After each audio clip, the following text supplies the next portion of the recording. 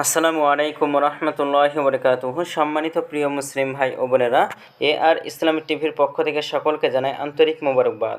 আশা করি সকলে ভালো আছেন। আমি আলহামদুলিল্লাহ আল্লাহর রহমতে ভালো আছি। আজকে আপনাদের মাঝে আলোচনা করব নামাজের সময়সূচি সম্পর্কে। তো আজকে শুক্রবার 29শে মার্চ 2024 ইংরেজি, 15ই চৈত্র 1430 বাংলা, 18ই রমজান 1445 হিজরি। ঢাকা এবং তার পার্শ্ববর্তী এলাকার নামাজের সময়সূচিগুলো তুলে ধরছে। তারপরে অন্য জেলা বিভাগগুলো নামাজের সময়সূচি তুলে ধরবো। আজকে ঢাকা এবং তার পার্শ্ববর্তী এলাকার তাহাজ্জুদ এবং সেহরির শেষ সময় হলো 4:32।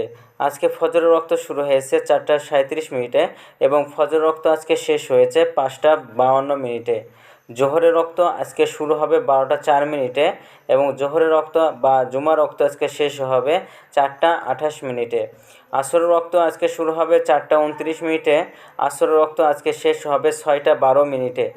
মাগরিবের রক্ত আজকে শুরু হবে 6:16 এবং মাগরিব রক্ত শেষ হবে 7:28।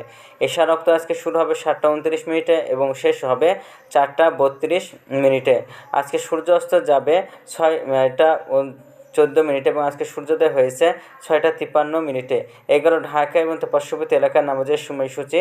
এখন আপনাদের মাঝে আলোচনা করব বিভাগীয় শহরের জন্য উল্লেখিত সময়ের সঙ্গে যেসব বিভাগের সময় আপনি যোগ বিয়োগ করবেন তাহলে অর্থাৎ আপনি বিয়োগ করবেন চট্টগ্রামে 5 মিনিট এবং সিলেটে 6 মিনিট কম করবেন।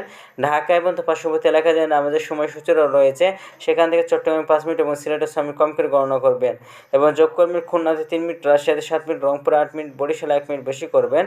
ঢাকা এবং তার পার্শ্ববর্তী এলাকার যে নামাজের সময়সূচি রয়েছে সেখান থেকে খুলনাতে 3 মিনিট, রাজশাহীতে 7 মিনিট, রংপুরে 8 মিনিট, বরিশালে 1 মিনিট বেশি করে গণনা করবেন, তাহলে কিন্তু হবে।